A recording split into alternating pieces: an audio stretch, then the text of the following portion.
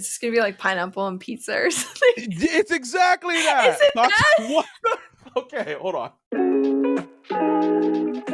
You're now listening to The Creator Code, the podcast dedicated to unlocking the secrets of your favorite online creators. Each week, we will deep dive into the tech, tips, and tricks to find out what truly makes them tick. Whether you're a new creator just starting out or an accomplished veteran, this show is made for you. And now, here's your host, MattyTingles.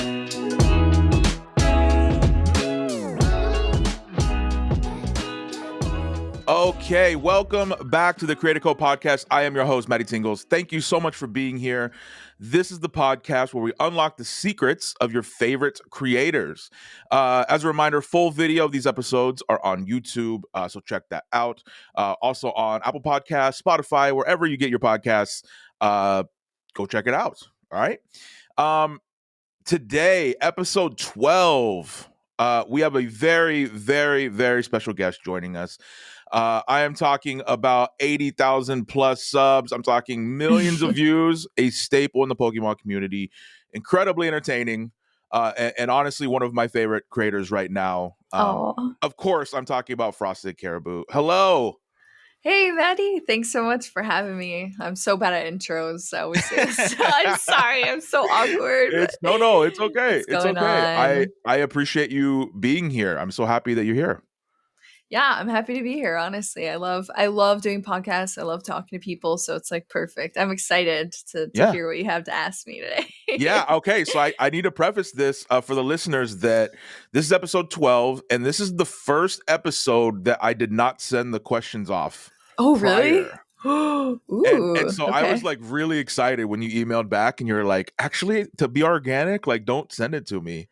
Yeah. And I was like, yes, okay, this is good. Those are like the best conversations when it's just like off the cuff, you know? I think so too. Like there's no premeditated answer. Yeah. I agree. Exactly. I agree.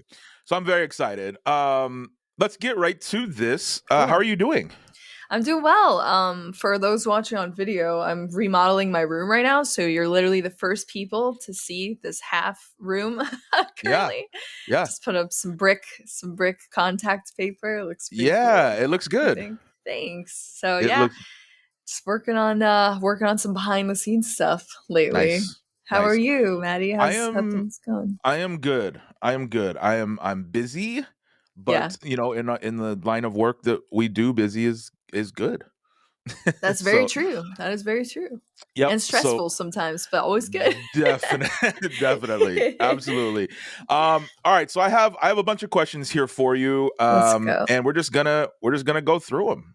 Let's do it. All right. All right. So obviously, the last year and a half or so has been pretty wild for everyone. How has that been for you? And are things opening up around you?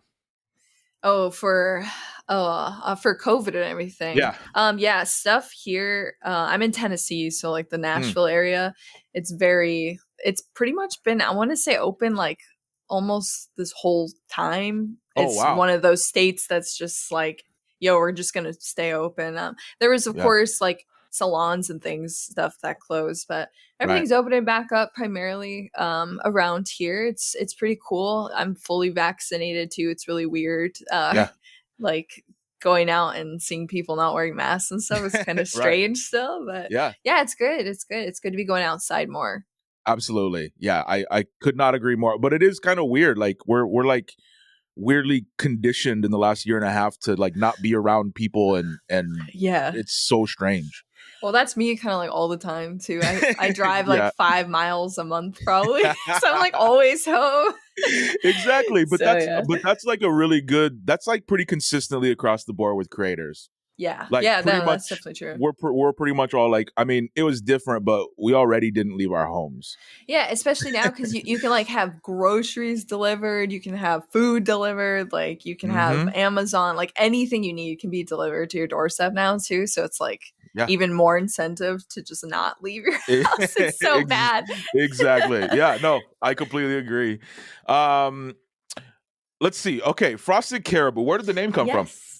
It was actually completely random. Mm, People are always shocked because they're like, "Wait, you're not Canadian? Wait, caribou's not your favorite animal? Like, what are you talking about?" right. But it was so random. It was actually my first initial Xbox gamer tag, Love throwing it it. back. And I was on like a random name generator website to like Yeah. just find something. Yep. And I actually didn't even get it from there. I accidentally clicked like an advertisement on that website because it was like one of those like there's like a million ads on it, and Yeah. it was like an advertisement for like racehorses, like betting on racehorses. And Okay. on that roster, like one of the horses was Frosted and one was Caribou, and I was like, "That's really cute." And I kind of wrote it together, and I liked it. So That's that's so where it came funny. from. Yeah, so I've random. always wondered. I'm like, there has to be some sort of meaning or No, something yeah, behind that. That's it's hilarious. completely random. And you just ran with it. I love it. Yeah. Well, yeah, now I resonate with it so much more. Like any deer Yeah. boo related animal is like my Right. jam. So, Right. yeah. That is hilarious. Yeah. That's really funny. But yeah, it has nothing to do with Pokemon like at all. Okay. Okay. All right. I love it. I love it. All right. So it looks like just from my little bit of research that I did, looks like you Yeah. started to upload. So I think you made your channel in 2016, and Yes, then you yeah. started to upload consistently in 19. Yes. Um, did you always know that your channel was going to be Pokemon related, or what was the process Uh of that? So a little bit of background, I was actually a full-time Twitch streamer for 2 years. Mm. Before that as well, that started in 2016. So I made both the YouTube and the Twitch stream kind of at the same time. And Okay. before I was uploading Pokemon content, I did have a lot of like shorts and like highlights of my Twitch streams and stuff. So that was on there before. Got it. It's not on there anymore, but I was slowly transitioning into getting into Pokemon content and to Pokemon trading card game as well toward like the end of my time on Twitch. I got partnered on Twitch, and I kind of it was like one of those moments where you're like, oh, I'm at my peak, partnership Yeah. is like what you're getting to. And Right. I was still very unfulfilled with live streaming full Mm. time. And so I was trying to transition over to more curated, like making videos. And because I was so into Pokemon at the time, this was about the time like Let's Go Eevee and Pikachu came out on the Switch. Yeah. And I actually got to go to Tokyo as well and go to Oh, some wow. Pokemon centers, and it was awesome. So I like was full blown involved with Pokemon at that point. And I started learning how to play the TCG and got really into it. So Yeah. I just started creating content on YouTube, and it's Wow. been Okay. history ever since. Yeah. I love that. And you're not on. You're not on Twitch No, anymore, are I have you? not used Okay. Twitch in years. So Got it. I still have an account on there, of course, but Okay. it's totally inactive for sure. Okay. Yeah. Got it. And you do. I believe you do streams on YouTube occasionally, right? Yeah. So if I do live stream now, it's just on YouTube. Yeah, that's Got it. just my main platform now. Yeah. Got it. Okay. Love it. Let's see. Okay, so one of the this is a personal testament for me. So one of the things I love about your content is that you can really tell that you actually care about the game and the community, right? And especially in the last year or two, I think that you can tell when people are genuine and actually are into something, right? Yeah. And that's something I definitely. really like about your content. How long have so give me a little history of how long you kind of got into it just now, but what got you started and how long have you been into it? And tell me kind of your journey of being into this world. Yeah, that's actually what's kind of cool, I want to say, because I got into Pokemon. I never played the games as a kid, and I never collected cards as a kid. So, like, which is kind of the opposite story that you usually hear. Usually you hear, like, it's super nostalgic for me. I loved Pokemon franchise from the beginning. Like, I'm an OG and all that. I'm the opposite of that, pretty much. I fell in love with Pokemon very late, early 2019 is when I got into it.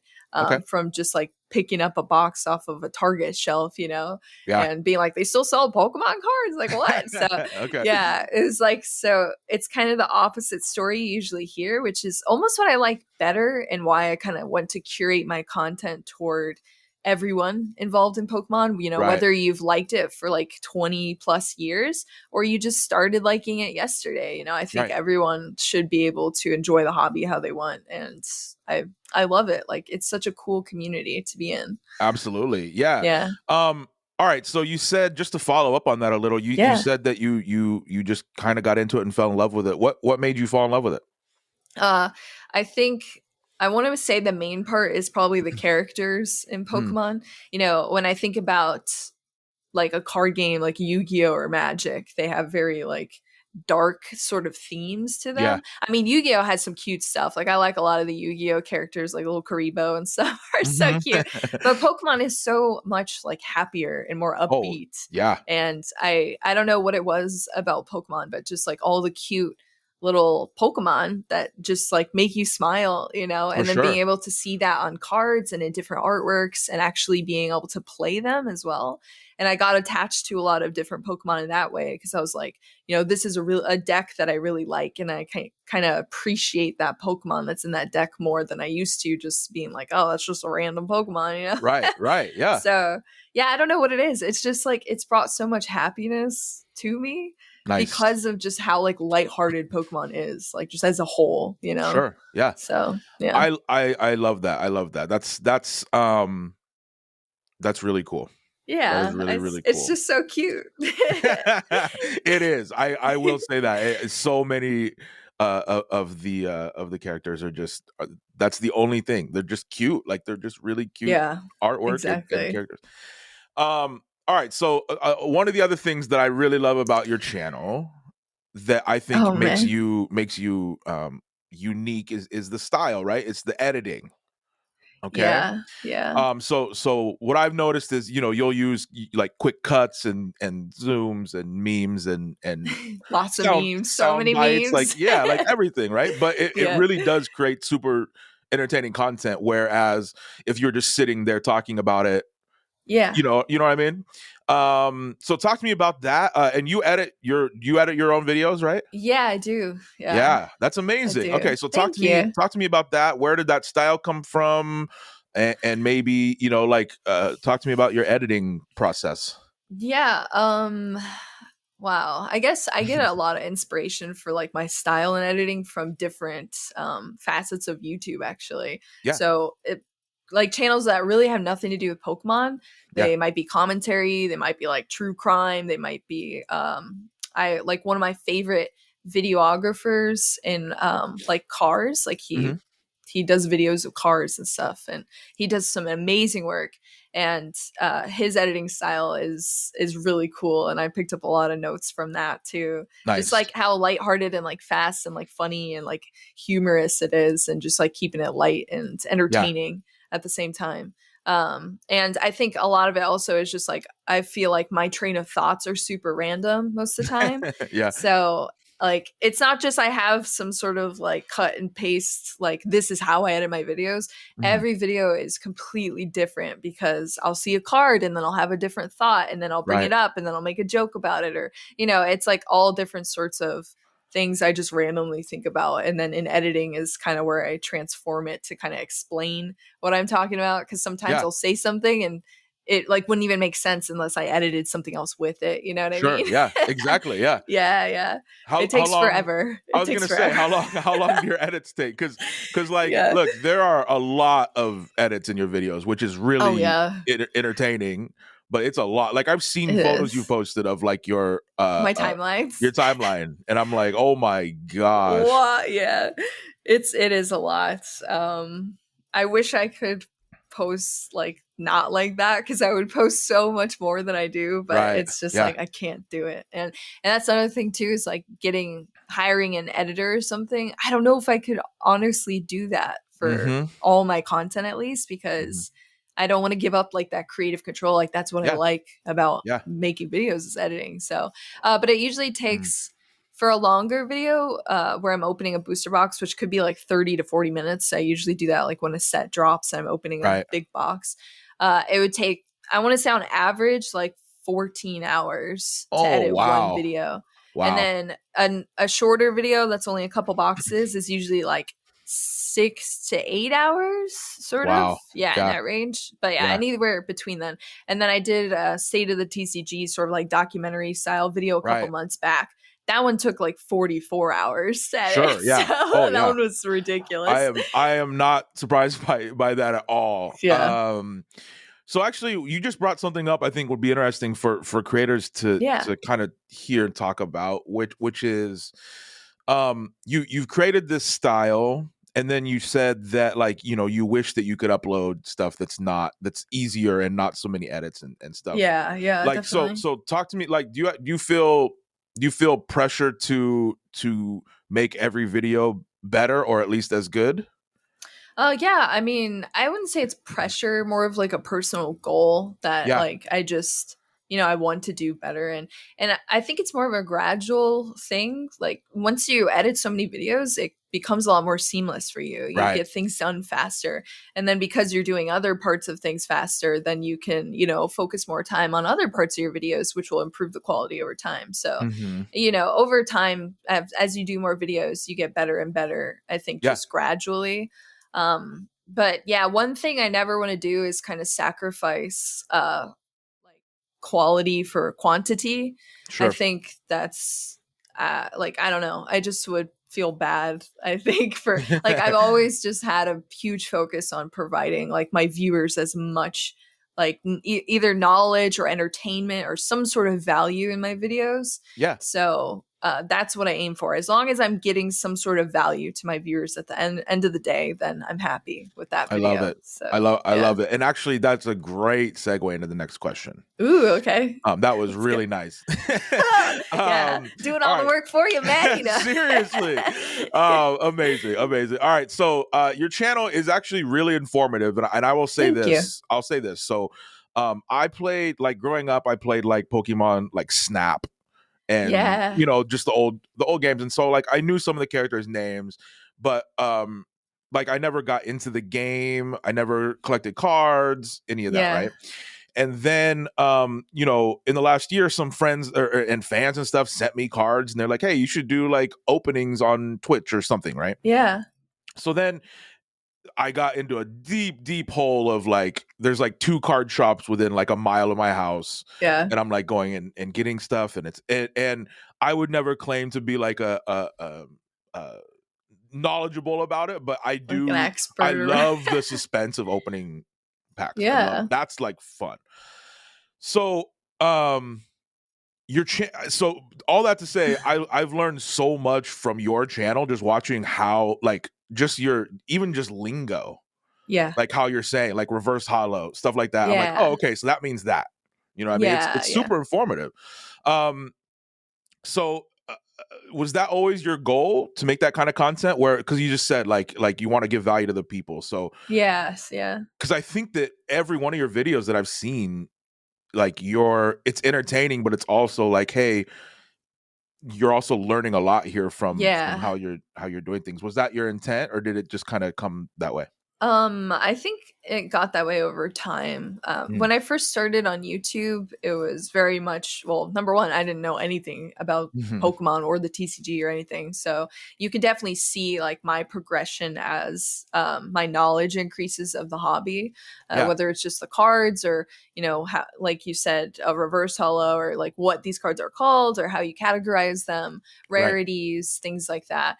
But then as I got further into actually playing the TCG, playing Pokemon itself, then you learn about moves and different cards and different mechanics and dynamics. And I gained a lot of information there as well. So my biggest goal on my channel, I would say, is to kind of boost up the numbers of players for Pokemon, because players are the minority in the Pokemon TCG, like by far, versus like Yu-Gi-Oh and Magic, they have tons of players and little collectors. Pokemon's the opposite. So I think my channel has always been about like attracting beginners in Pokemon, because I was a beginner, and teaching them in a friendly, like entertaining, fun way, just little tidbits here and there, dropping a little bit of knowledge. Hey, this is what this card does, or like, you could play this in this deck with this card and have it's a cool dynamic, or like this is a good HP, like resistance card or stuff like that. So yeah, dropping those little tidbits in, and then also because I'm doing openings as well, it kind of draws in a lot of collectors or people that sure, like to watch openings like you, yeah, who enjoys, you know, the suspense of an opening. yeah, So I'm kind of like luring people in with that, yeah, and then being absolutely, like, hey, maybe you're interested in like learning how these cards work and yeah. stuff, and I, getting more players. I So think truly, I'm not just saying this, like that comes across in your videos. It really does. good, Like good. it comes across of like, hey, watch this because it's entertaining. But also you should try it out if you Yeah. want to. Like Yeah. I think that's really cool. I like that. That's awesome. Well, I'm glad it's working then. It is. I think it is. Okay, this next question is pretty broad, so feel free to just go wherever Okay. you want with it. But what are your thoughts on the state of Pokemon right now? Oh, right now? Right now. Oh man. This is a tough question because you need so much context if you're not Mm-hmm. involved in Pokemon at all. But I'll try to, I guess, put in the Yeah, like the easiest terms possible. sure. I think the state of at least the trading card game. I don't really delve very heavily in the VGC or the video games as much, of course, as the trading card game. Mm-hmm. But the trading card game, I think tensions are still pretty high. I Mm. think that a huge wedge, honestly, has been driven in the hobby this past year Yeah, due to many different circumstances, kind of sensationalizing Pokemon, things yeah. being overpriced, things being very expensive, scalpers, all of that.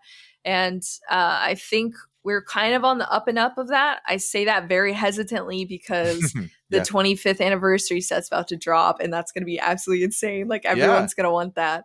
So Right. we'll see how that goes. But it's kind of like we're on the up and up, but not really. But I think socially, like the climate of Pokemon is still very rough. Yeah, I think there's a huge divide in the community between like casual collectors and players and people who just really enjoy the hobby and people who kind of view Pokemon for the financial side of it, yeah. treating it sort of like in stocks, investments. Right.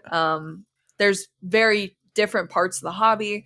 While I think both of them are very important, they both have their downsides. And Sure. I think this whole past year, the pendulum has kind of swung very heavily toward the financial side of Pokemon. And Yeah. I think you're seeing the deterioration of the rest of the hobby in a sense. Interesting. Yeah. Because of that. So it's Hmm. people are kind of pitted against each other in a lot of ways right now. And Yeah. I think the hobby also has a huge issue with like, I want to say like toxic positivity mindset as Sure. well, where everyone's just like, you know, only be happy, like no negative things, like don't talk about anything negative, like only be positive. But like doing that, you also ignore, you know, Yeah. the bad things that are happening and that Exactly. should Yeah. be addressed to make the hobby better. You know, it's Mhm. not a negative thing to try to improve the hobby. So Sure. it's What rough. It's kind of in do a you rough spot. think? And this is I just have no idea about this world. Do you think that Yeah. there's um do you think that there's like do you feel like the players that are hobby players that play the game, right? Yeah. Is there resentment, do you think, towards people who have gotten into it in the last year and are just buying up boxes on that financial side? Like, you know what I mean? Like, do you think Yeah, I that? know what you mean. Yeah. I don't think players as much just because like players, collectors, and then like people who are like financial invested collectors are three very different things. Like very Sure. very different things. Yeah. Players can kind of do their own thing and not really be affected very Mm. much by this whole situation. It's not as much lately because singles, the prices of cards that you actually need in decks has spiked like tremendously, and it's very Yeah. expensive to build decks. That's what I was just gonna say. Is like Yeah, it's had to affected them, just the it prices and sucks. availability, right? Like that's Oh yeah, for sure. okay. Availability I think is always around for singles, but again, prices, like I've never Yeah. seen some of these cards are priced like ridiculously high for the availability that's there. Sure. Sometimes you could see higher prices for things that are like, oh, it's a one card print from a promo box, like you can't find it very Right. often. It's not Right. printed as heavily, but with cards that are you know being mass printed from these sets, like Yeah. it's kind of wild to see how expensive they are, and it can really, you know, bring the cost of your decks up quite a lot. Right. But collectors, I think who was probably mostly affected by this are people who collect sealed product or to open. Because you just can't find it anywhere in stores or anything. And so I would say more on that side.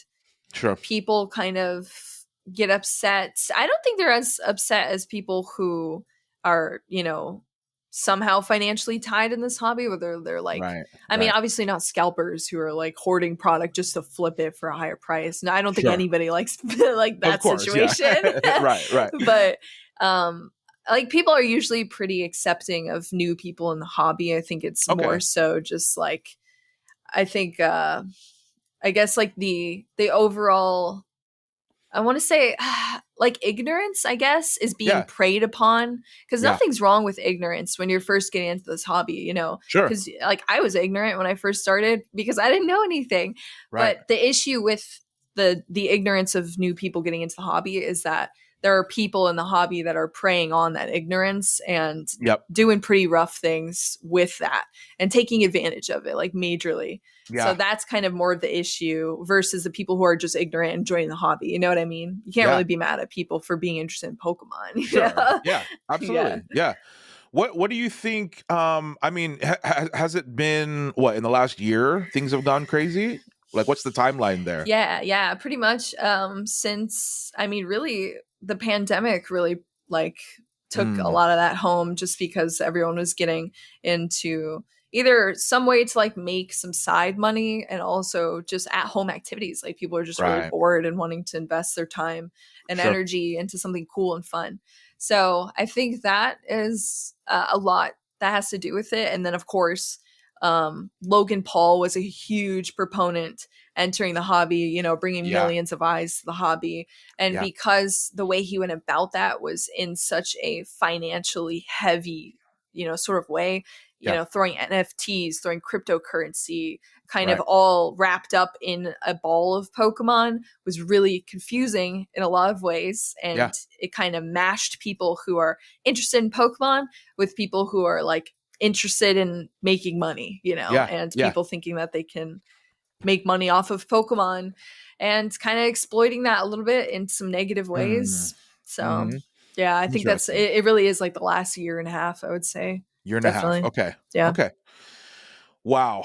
I mean, and I'm sure, I know that that's a broad question to ask, but I'm really curious because like for me, I'm the deepest that I am in this is I buy packs occasionally and then I watch your videos. So I'm like, so I'm like really interested in just the world, because it's so much bigger than I even imagine. Like there's so many people and so many components. There's a lot to it. I think you're right though. I think with COVID too, like the quarantine, everyone is at home, they're bored, they're watching Logan, they're watching people, and they're like, okay. Yeah, exactly. And I think the people who, are trying to exploit the hobby for money sort of is like, I think really the bad part of that is really just the people using bots to scalp, same with consoles, same with a lot of other hobbies and stuff.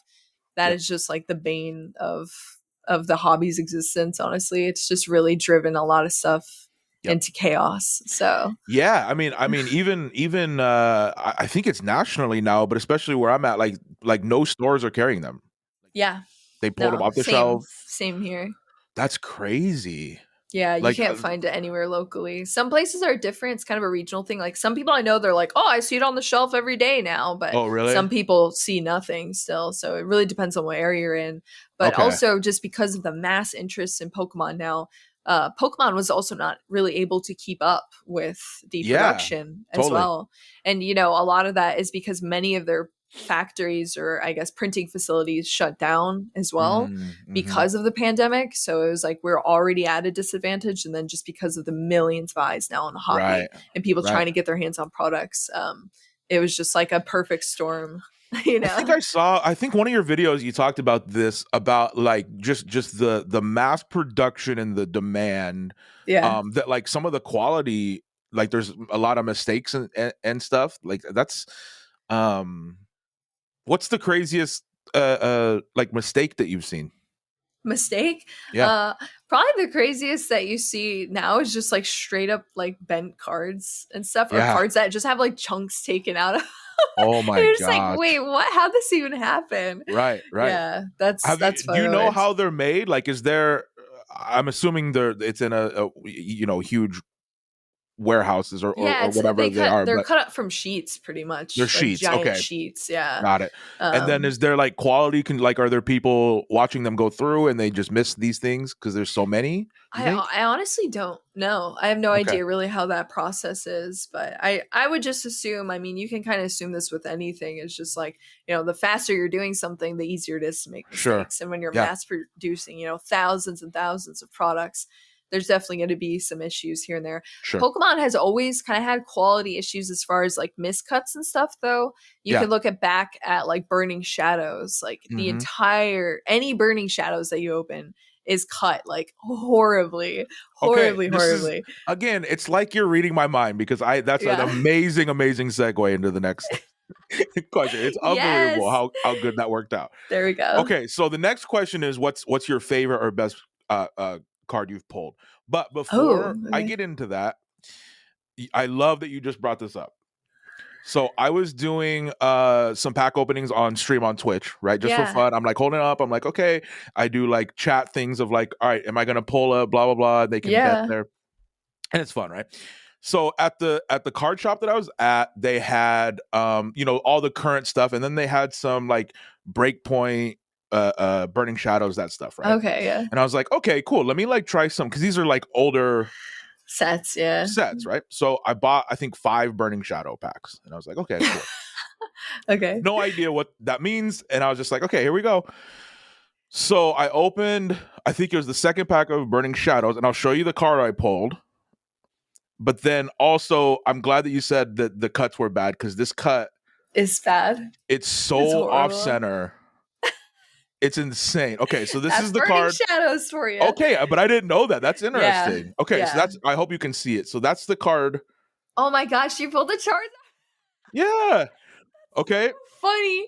So you don't even know right? like how many like hundreds and hundreds of packs people opening at that card. It's hilarious. So and you got I it out of a this, couple. and the chat is going crazy, and I'm like, okay, apparently that's a good card to pull. It's so hard to get. Yeah. Okay, but then like I wish I could show you in detail. Like the centering. It's like bad. Like the right side is 3 times the space on the left side. It's craziness. That's amazing. So, but that's conducive to Burning Shadows. Yes. Is that what you're saying? Okay. Okay. I think that's why if you get that card graded, like if it's a high grade, it's like, whoa, because that is like impossible. Yeah. Exactly. And like, so obviously chat was like, sleeve it, get it graded, blah, blah, blah. And in my mind, I'm like, okay, but there's no way this is, it's like a 6 or 7. Top like because of the grade. You know what I mean? Yeah. Like it's crazy. And also that's another thing that I've seen a huge change in is just the availability of grading. Oh yeah, I think PSA is still like closed down except for their like 2 like top tiers, which are like hundreds of dollars for a single card. Yeah, I think that's insane too. Just the demand of. I mean, even before they shut down, it was taking like even before things really got off with Pokemon or like went off, it was taking like 9 months to get your cards. Whoa. Yeah, back. So, and that was before everything was like super wild. So I can't even imagine like if you submitted, it's going to take probably like a year plus to get your stuff back easily. Wow. Yeah. Is PSA the most reputable? Like which one's the most reputable? Usually it's PSA and BGS, which is Beckett grading service as well. But CGC is like a somewhat newer one. They've graded comics for like years and years, but they just started doing like Yu-Gi-Oh! And Pokemon. I think they do Magic as well. So that's kind of a newer one on the game. But those are like kind of the main 3, I would say. Got it. Yeah. Got it. Okay. Well, thank you for telling me about the Burning Shadow because I was so happy to pull that. And it was such a great moment on stream. Yeah. And then I looked at it and I was like, guys, this is like what is this? It's such a bad cut. It's insane. Yeah, that's so funny. All right. So best card or favorite card that you've pulled. And then also just speaking of it, like do you have graded stuff? Yeah, I have a couple of graded things. I have only personally on one card graded for myself, which was, I did it with CGC. They were sort of very new at the time. And that was my it was a shiny Charizard from what's that? From Shining Fates? Yeah, Okay. I think it was that one. Or no, Champion's Path. My bad. Champion's Path. Okay. Yeah. Okay. No, actually, it wasn't Shining Fates. I don't remember now which one it is. I think one of those. The specialty sets. And it got a 10, which is super awesome. Whoa. Yeah, nice. I was really excited for it. So that's the only one I've personally sent in to get graded. I've been gifted a couple of graded cards that I have on display and stuff. So those are cool. But grading's not really my thing as much. I just don't get as much fun out of it. I guess some people really love grading. You know, they love trying to estimate what they're going to get graded on a card, sending it in, seeing what they get. It's really fun, but it can also be very costly as well. So definitely, for sure. That's something people don't really talk about very much. Sure. Yeah. Okay. So you play the game, but I have to ask, right? So, cause you do hundreds of packs of, openings, right? Yeah. What do you do with all of the cards? All my cards? That is a very good question. Yeah. So I don't sell any of my cards. I keep them all. So I have tons and tons of cards for bulk. So anything so I have it super organized. I'm like really, really into organizing all my cards alphabetically and all of that. Wow. Yeah, it gets intense. Whoa. So and I recently started logging them as well. There's an app where you can like scan your cards and it'll identify it and then it'll log it for you. So I can actually just open up my app now and see like all my cards in my collection, which is cool. Nice. That's cool. Yeah, it's really awesome. But I keep like 12 copies of all of the like bulk, what's considered bulk. So like rares, not rares, commons and uncommons.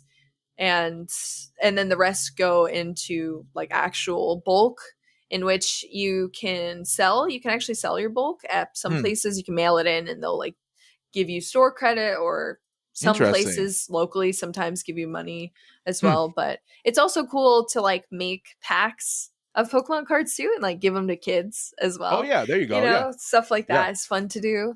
So that's what all like my bulk cards, but any like ultra and above, I still have. Sometimes I'll sell cards to my local players if they're trying to build decks. There you go. And we just do like TCG player price or whatever. But yeah, I've kept. So what a lot of people don't know is the first, like until late last year, everything I opened on my channel was actually not purchased by me. I live with my boyfriend. He collects too. And he had a steady income, stable job. I did not. I was like broke as a joke and barely even able to pay my bills at the time. So like I am actually like my collection, my personal card collection really only started like late last year, like what I was actually buying for myself. Other than that, I was just opening for my channel to make content out of. Got it. But yeah, interesting. So, I just like, I've probably gone through like equivalent of maybe three boxes. Yeah. Of openings, but I have so many cards, just stacks of like just common. Yeah. And I'm like, I don't know what to do with I guess I could like give them to friends' kids or something. Yeah. No. Yeah. That's kids love Pokemon cards. They do not care about the rarity or anything. You know, I've seen kids like choose a regular like common card over like a shiny ultra rare. Kids are the best. It's like you have to have hundreds of duplicates of every. You know what I mean? Like. Yeah, I mean, there's definitely a lot. That's why I only keep 12 copies of every card in the set. Yeah, so that I kind of, and then I log it now, so now I know. So now it's just like, okay, do I have this card? If I have 12, I just know it's bulk, Got it. Okay, that's smart. Okay, I'm always wondering that because I'm like, she has to have gone through so many. Like, where are these cards? Oh, there's literally a whole room in my house dedicated to storing our cards. So we have boxes and boxes of like entire sets, and then we don't really do complete set binders. I don't know why we've never done this, like complete sets. But it's just because we're so heavily involved in the TCG, we kind of just like sleeve them up, put them in the binder, in their category, and then if we need them for decks, we sleeve them up and put them in a deck. So we're not super hardcore into the collecting side, because some people will straight up have master sets, of all these cards. And I'm sure if I went through my collection, I could make a master set of most of these sets, but I haven't done it. So Got it. yeah. Okay, that's super interesting because I like every time I watch a video of yours, I'm like, where are these cards go? Like, there's so many cards. Like, yeah. Okay, got it. Okay. All right. Where do you see the world of Pokemon in a year from now? A year from now? Wow, that's a good question. I haven't really thought about that. Hopefully play will be opened back up. Sanctioned events are currently not a thing. Oh, really? Okay. Yeah, they've been closed for a long time. But I mean, Worlds is in 2022 and that's still on. So hopefully play will open back up well before then so people can kind of qualify, get to Worlds, and start playing again. Yeah. Hopefully that's kind of what I'm thinking of. Hopefully for collecting wise, we'll see things kind of go back to normal. I want to say it's cool because I was in 2019, I caught like what Pokemon is supposed to be like before all the chaos happened. Right. So I kind of have seen both sides of it. I was like right on the cusp of like the craziness. Sure. Yeah. So yeah, hopefully things will be back to like what it was back then. And, you can actually find product regularly on the shelves and all of that. Yeah. I mean, like, do you think they're going to, or maybe they already have like up their production of just like, are they making more cards to keep up with the demand? Apparently they've opened like several different like warehouses or printing facilities, several new ones, and they're working with a lot more printing now. And I know personally that the Pokemon company, at least in my opinion, is kind of gearing pretty heavily now toward like the player side of Pokemon, because really that's what keeps this hobby alive, is that's the player aspect of it. That is the sustainability of the hobby. So I think they're making tons of really great products for players that come with like staple cards for decks and stuff. They're really investing pretty heavily into that. They're also investing now a lot more into player content creators like myself and also many other people that do only TCG content. They're sending them boxes to open and giving them some love too. So hopefully we're gonna see a swing kind of into a more like encouraging play of Pokemon. Yeah. I don't know if this just popped into my head. I don't know if it's like a government building to get into or something, but it would be really cool. Like, you should look into finding a way into one of these like print shops and do like a vlog or video there of like, that would be super cool. Like how it's made. That'd be amazing. That would be really cool, actually. That'd be super awesome to see. I would love to know. Right? Exactly. Yeah. All right, so switching gears a little bit. Yes. You were recently on the Google search homepage. Oh, what? Yeah, I was. Super exciting. How did that talk to me about that? Well, actually, technically I've been on it I think twice now for very different reasons. Oh, really? Yeah, so one was an article I did with Wargamer, which is really, really cool. Like, it was a really cool experience to do that. So they just interviewed me about just kind of my story in Pokemon, how to encourage players to start playing the game and everything for Pokemon. So that was really cool. That was the article I was kind of featured in and put up on Google, which was nice. Yeah. And then the other one was a Kotaku article about kind of the latest Pokemon controversy thing that I was involved in. Right. Totally different related subject. That one was a little shocking. I was like, how is this making Kotaku news? Like, what? Yeah. Okay. Yeah, I was like, what? Yeah. Look, regardless, it's a cool thing to say that happened for you, regardless of what it is. That's cool. It was really, really cool. All right. What's your favorite Pokemon character? My favorite Pokemon is Psyduck. Psyduck, okay. Love it. That's my favorite. Little ball of sunshine. Yeah, and look, that is what makes, I think, your channel such a joy to watch. Is you have all these little like the lingo and the nicknames and all of the things that you say is just so entertaining, I think. So anyway, keep that aspect for sure, because it's really, really good. All right, this is actually so I was talking to a friend of mine who we both watch your channel. She's also a creator. Cool. Awesome. And I was like, all right, give me a question, because I was working on these questions. I was like, give me a question to ask her, and this is her question. Okay? Ooh, okay. And okay. The card, so when you're opening packs and you're doing the overhead shot, and we'll talk about that in a minute. Cool. And you're going through these packs. There's this technique, and I don't know. I don't know if it's unique or if it's just your style or whatever. Yeah. But it's just this like pull down of the cards, right? Like you're just pulling it down from the thing. Yeah. It's super satisfying. Like really? I literally like watch that sometimes because it's just like just really nice. Like the way I pull the cards? Yeah. Yeah. So is that cool. is that like on purpose? How or is there different ways you could do it, or is that a choice that you make to do it that way? I don't know, actually. I've never thought about that.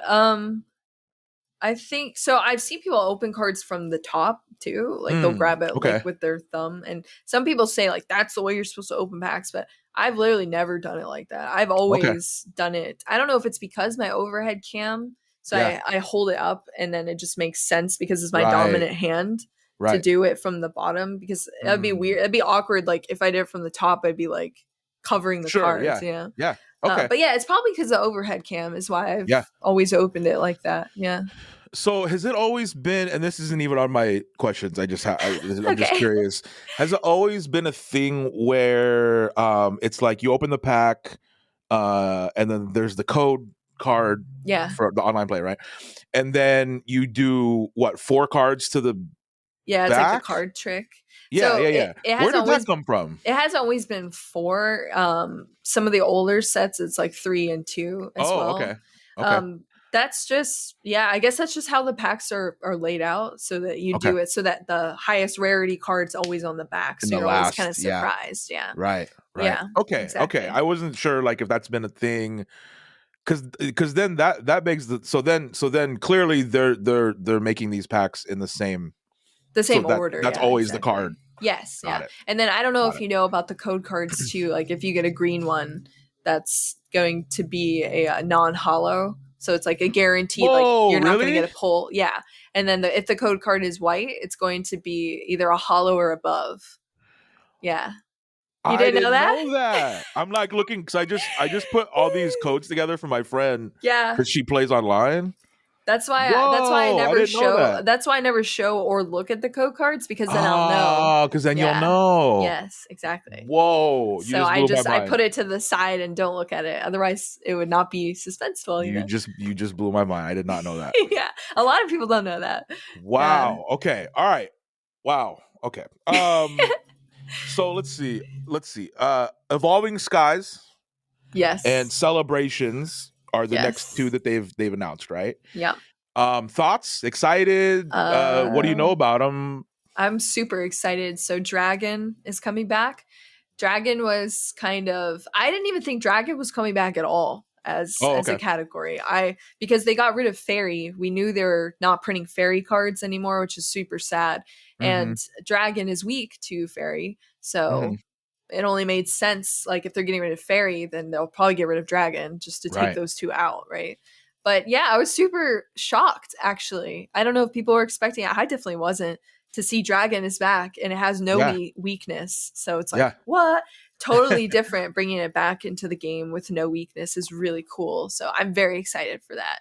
And then also the evolutions. A lot of people are excited to see all of those. And some of the artwork I've seen, some of the spoilers on the like alt arts and stuff are absolutely amazing. Like super amazing looking. So I'm very, very excited.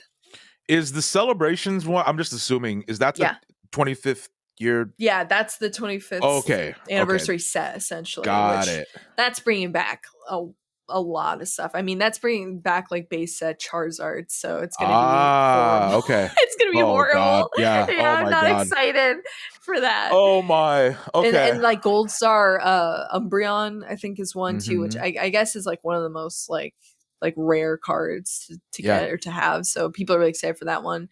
And then a lot of different like older mechanics that they're reprinting with like newer Pokemon, and some of these cards are going to be playable, some of them are not going to be playable. So it's kind of like that's up in the air, and we're just like really hyped for it, but it's Wow. probably gonna be horrible to like have to get a hold of. Of course, which you're just like, ugh. But I'm Wow. excited. Lots of Yeah. Pikachus as well. Right? So, Yeah. Okay, cool. Yeah, I didn't hear about Celebrations until yesterday when I was doing, because I knew Evolving Skies was coming out, but that's really cool. 25 years. I know. Wow. That's awesome. Wow. And going strong too. Right? Yeah. Yeah. And look, I think one of the things is I mean, I don't see this slowing down. Well, I think like I'm one of the kind of examples of that, because like, you know, I just joined this 2019 and I'm like a hardcore fan now. Right. So yeah, if Pokemon has the potential to do that to people, you know, I don't see it slowing down either. Yeah. Just because it attracts so many cool people. There's gonna be more content creators. You know, like seriously, like your channel really got me into a lot of this, because I'm like, I mainly I love the suspense of opening of the pack opening, but like outside of that, it's really interesting how the game is played and you know, what each card does and all of that. But like if you're doing that for people, like other content creators are, and it's just there's gonna be more content creators and more players, and wow. Okay, it's gonna be awesome. I'm excited. All right, I have 1, 2, 3, 4, 5 more for you. Okay, bring them on. Let's go. All right, so this next one, I think I want to handle this with care, because the only reason and the only reason I'm bringing these next two up is because I think for creators out there who are listening, I think that they can learn a lot from people who have experienced things. Okay. Right? It's kind of like the I went through that so you don't have to. Yeah, kind of thing, true. You know? And I've had a lot of female creators on here, especially because in the world of ASMR that I'm in, it's predominantly female, you know, and just naturally I've had a lot of female guests, and all of them have dealt with what I'm going to talk to you about. But I always think it's really important just to have someone who deals with these things talk about it, because I think a lot of creators who listen to this are certainly dealing with it, but just on different scales. And I think it's good to learn, right? So I know just from following you and kind of keeping up with everything that you've dealt with some these are my words. Disrespect, misogyny, hate, terrible, just that, all of that stuff. And honestly, it seems like most of it is because you're a female. Yeah. I'm just being, that's just me. I'm just being real with that. That's what it is. Yeah. So talk to me about dealing with that. And do you have any advice just in general of being a female creator and dealing with that? Because it happens. It's just the reality of it. Yeah. I mean, especially in like a super heavily male dominated field, you know, thinking about that too. And which gaming or anything related to gaming usually is. So it's really tough. It's kind of interesting for Pokemon because there really is not a ton of female creators for the TCG, especially. There's a lot more for the VGC, for the video games, which is really cool to see. But for some reason, for the TCG, like you just don't see it as much. So it's definitely difficult. I really didn't think it was as bad until I think my channel grew substantially. I mean, I've always had comments here and there that's just like, okay, this person just like doesn't like women, you know? Okay. Sure, yeah. Like that's always going to be apparent. But I think until my channel got a little bit bigger, and I think it also doesn't help that I care so much about this community, and I'm a huge like believer in having tough conversations to improve the quality of the community as a whole. You know, absolutely. Nothing that's like malicious, nothing that is bad in my intentions, nothing that is like calling people insults or names or like stigmatizing anything. Never would I do that. But there's always going to be kind of like the underbelly of the hobby that does need to be addressed and talked about to improve the hobby. And I think a huge part of that is because Pokemon is such a niche like category on YouTube, the Pokemon trading card game. Like it is relatively small compared to a lot of other facets of Pokemon and just YouTube in general. It's a very small community in that sense. So not like whenever someone steps into that community and does things kind of differently or kind of shakes things up or kind of goes against the grain, I think there's going to be a lot of kickback. And I think I'm one of those people. And you are, yeah. Because I'm female, I'm an easy target for harassment. Like very easy for people.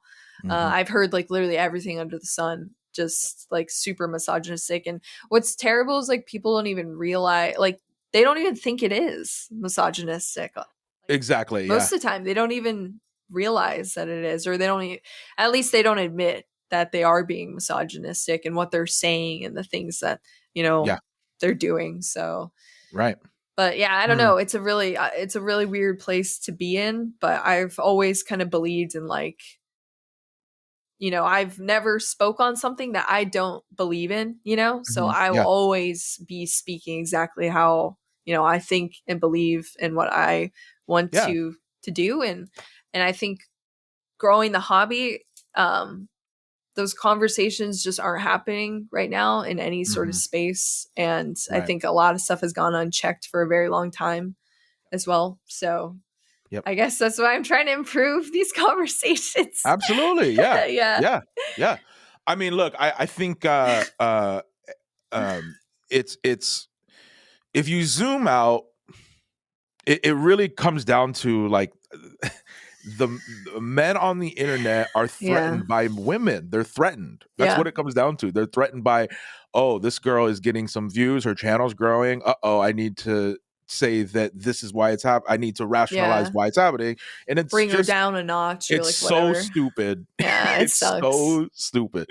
But I look, let's get into the next one, and then I'll say a little. Okay. Little thing. So you brought it up a little bit, and we don't have to go too far into it, but there was some I don't know, would you call it drama? I mean, I wouldn't call it drama. I've been calling it like controversy, I guess. There we go. Okay. Yeah. So there was some controversy recently, and we won't. Let's not go into the whole because it would take. It's way too much context. But if you guys would like to check, she put a great video out. So go check that her video out explaining it, and if you want to catch up with all of that. But my question for you from that is what have you learned from that experience? Oh, wow. I've learned a lot from this experience. I've learned that I think, oh, wow, that's a tough question. Oh, man. I think that it's important. I think what I would take away from this whole experience is that, like, no matter what happens, you know, no matter what people tell you or say about you or, you know, how they're treating you, like, if you genuinely believe in something and, you know, you can like explain why you believe in that and, you know, have reasons for it, then like whatever you believe in or whatever you want to say should be heard. And like, you have every right to use your platform to speak on what you believe in. And I think there's just way too many times that, you know, people get pushed down for doing that. And that's how things go unchecked. As I said, that's how things get pushed under the rug. That's how things, you know, never get dealt with. And that's the whole thing, is like, how are we supposed to improve this hobby or just as a whole if we can't even address any of the issues? So again, especially if you know, never do any of this in some sort of malicious way, but if you're just doing it because you have positive intentions for it, then you should be starting those discussions. And I think that the toughest thing for me through this whole experience was just, you know, like, it was tough. It was really tough. Like, it makes you not want to bring these things up because you get so heavily harassed for them so unfairly too. Definitely. And so it's like, why would I ever want to, you know, do this again if I'm going to be like the brunt of this? But at the end of the day, I sat there and I was just thinking, like, because of this whole situation, the conversations have been started. It is on people's minds. Things are going to change, you know? Exactly. And it just starts with the discussion of it. Yeah. Look, okay. So I I followed it. I followed it as you were posting stuff, and then watched the video and all of that. And first of all, I just have to say again, my friend that had the question for you, Yeah. she just watched it recently, and she texted me. She's like, "I'm so mad right now." Like, it was so funny. But look, I gotta say, I think that you handled it really, really well. To be honest, I really do, because like, it is not an easy thing that you had to deal with, and especially making a video that everyone's kind of waiting on what you're going to say. And I'm sure there was a lot of pressure and anxiety and all of that with that. But like, I was really, really impressed with how you handled it, because you one, you like used actual facts and screenshots and stuff, which is like, that's so much better than just talking. Oh yeah, right? for sure.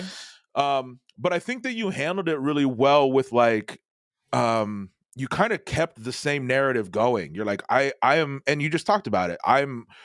Nothing's going to change if we don't bring these things up. And honestly, I can't imagine the kind, I mean, I can imagine a little bit because you posted some of it, but I can't imagine the kind of comments and messages and stuff that you got. Yeah, it's got a lot worse, honestly. It's crazy. I'm sure it has. Yeah. But please know, like, it definitely was important, and it's definitely opening up conversations. And that, look, at the end of the day, I don't really like this word, but like legacy, right? What you leave behind. Yeah. That's going to be a big point in your life and career, and you should be proud of that. Seriously. Yeah. Because I think it was really, really important, and I think you handled it really well. I like halfway through that video, I was like clapping. Really? I'm like, yes, like it was so good.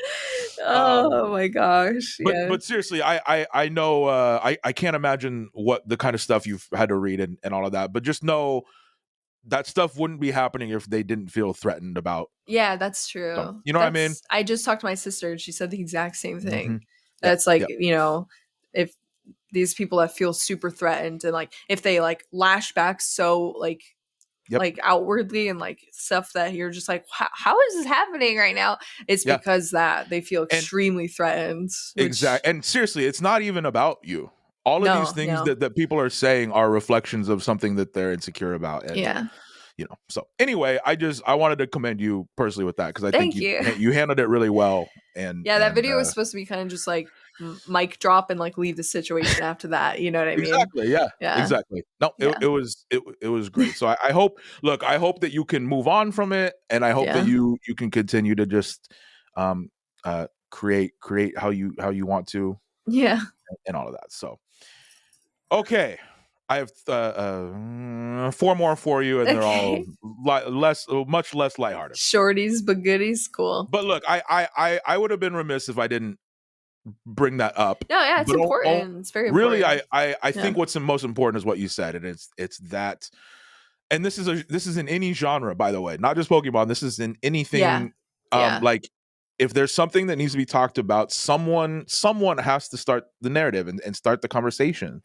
Well, and then after that, you see a lot more people start talking about it, which is just like, you know, you do have to sort of set like an example sort of to make other people feel comfortable and coming and talking about this stuff, you know? So it is important. Look, if you have to be that person, I commend you for it. I think it's super important. Thank you. All right. Let's talk about your creative process really quick. Ideas, filming, props, cards, all of that. What's your favorite part of the process?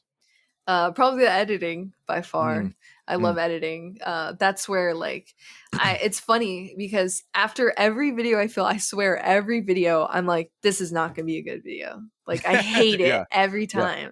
I'm just like, oh, I wasn't feeling it. You know, I wasn't really like, I wasn't entertaining enough. Like, and then I'll edit it and it'll be like, I think this is one of my best videos, you know? I don't know what it is, but like editing to me is really how I bring out like my entire personality in my videos is my editing. So that's my favorite part by far. Yeah. Yep. Me too, by the way. It's my favorite part is the editing part. It's so much fun. It's so much fun. Because you can kind of transform it, right? You can kind of go from the footage that you have and just kind of transform it into something that you want to make. Yes. I love that part. Yes.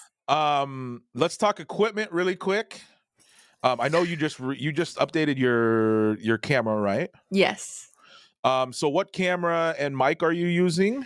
Sony A7 III for my face cam, and then Nice. my microphone is the Elgato Wave Link 3. Nice. Yeah. Nice. Okay. Yeah, which is cool. Yep. I like asking that because I get that question daily. Really? I get like, hey, because once you get a following, these people want to know what you're using so they can save up and get that stuff. Yeah, You know what I mean? So that makes sense. Yeah. I think that's kind of cool I do get that ask. question occasionally, but I actually have a setup video, but it's a little outdated now. But Yeah. a lot of people do watch that because they're like, I want to, recreate that setup. So that makes sense. Exactly. Yeah. And especially the overhead cam, because the new one, like the autofocus is so fast. Oh yeah. So this camera, that's actually the Sony. Oh, what's this one called? It's like The Z1 yeah, I know what you're talking about. Yeah, you know what I'm talking about. Yeah. Is it the ZV1 maybe? ZV1 or yeah, Z1? it is ZV1, I think. There yeah. You go. Yeah. That's my newest one. It's which super is the cute. Crazy fast autofocus. Focus, yeah. It's insane. Bananas. That was like one of the best upgrades I think I've done on my channel by far. And that's good for your channel too, because you're holding an object. Yeah, a card. Yeah. You know what I mean? That has really text good. on it as well. So, yeah. Exactly. Yeah. It's nice, so good. Nice. All right, 2 more for you, and then we will get you out of here. All right. If you could hear anyone on the podcast in the future, who would you like to hear? Ooh. That would probably be my favorites. Like I said, my favorite automobile videographer. His channel name is Spam Subi. Okay. You should check out his content. It's so good. Nice. So I'm also in photography and videography. I do both. And I also really like cars. Like I do a lot of car photography and stuff too. That's what I really enjoy doing. So that's how I found his channel, and he's super underrated. His channel, his editing and everything, his quality of content is seriously top tier. Nice. And what was it again? He's so cool. It's Spam Subi. Spam Subi. Okay. And what's cool about it too is like a lot of his merch that he does is also like Pokemon related as well. Nice. So I got like a shirt from him that was like a ramen noodle cup with like a Pikachu surfing on the noodles, and then it says "send nudes." Love it. It's Absolutely so good. Love it. Yeah. Okay. Yeah, he's love great. it. So, okay, Spam. Okay, love it. Yeah. All right. Last question. This is the one that everyone wants to know from every creator. Oh, really? And cool. it is controversial. It divides people. But I've asked every single person this so far. Is this gonna be like pineapple and pizza or something? It's exactly that. Is it that? Okay, hold on. You just have read my mind like 4 times. Oh no. But look, I apologize for if it divides all of your fans, everyone, because it's for some reason a big chunk. So yeah, if you lose half your subs after this comes out, I apologize. This is why. But thoughts on pineapple on pizza? Is it a yes or no from you? That's gonna be a big no for me. No pineapple on pizza. Yep. I cannot conceptualize doing like a fruit on like hot like tomato. That's exactly paste. my I can't do it. Yeah, like a sweet thing on like a hot tomato. I don't understand it. I listen. That is word for word almost what my explanation is for it. Yeah. I think out of 12, so you're the 12th episode. I want to say I have four no's and 8 yeses. Really? Yeah. Wow. Okay, that's surprising. I mean, so I'm the minority right now. Yeah. Oh no. Like I don't even with like kebabs. Like I won't even eat like fruit on kebabs. I just think it's like warming up fruit is just weird to me. I completely agree. What's on your perfect pizza? My perfect pizza? It's probably just meat lovers, honestly. I also really like olives and banana peppers too. Nice. Yeah. So banana peppers is like kind of sweet, I guess, but it's totally different from it's not pineapple. It's not a sweet. No, it's not. Because like my thing is pineapple. I like pineapple, but it's when it's like cold and fresh. Yes. Not like soggy and hot on a like it's just a weird. Well, I've also had pineapple on like ice cream, like cold desserts too, and it's great. There you go. Yeah. Yeah, I Okay. can't even imagine putting on pizza and then putting on like an ice cream thing. Like, Right. it doesn't make sense. Go. Make it make sense. I agree. Okay, you heard it here. That is a hard no. And I think it's 8-4. I think it's 8. There we go. All right. All right. Where can they find you online? This is your chance to plug away. Okay. Just Frosted Caribou on YouTube, and it's the same on Twitter, and then Frosted Pokeboo on Instagram. Okay. And that's pretty much it. I love it. Look, thank you so much for doing this. It was a blast. It was so much fun. Thank you for inviting me. I was super happy. Look, when I started this, I made a long list of potential guests. Yeah. And it was right when I started watching your channel, and I was like, okay. Well, I like the whole concept of it too, just bringing people from all types, like all walks of life from YouTube. It's so cool to see. Mm-hmm. So kudos to you, Matty, for making something awesome. Thank you. It was an honor to have you on. I appreciate you so much. All right, guys. Thank you guys so much for listening. Please remember to subscribe on YouTube, Apple Podcasts, Spotify, all of that. This has been The Creator Code. I'm your host, MattyTingles. Be safe out there. Be kind to others and yourself. I'll see you next time.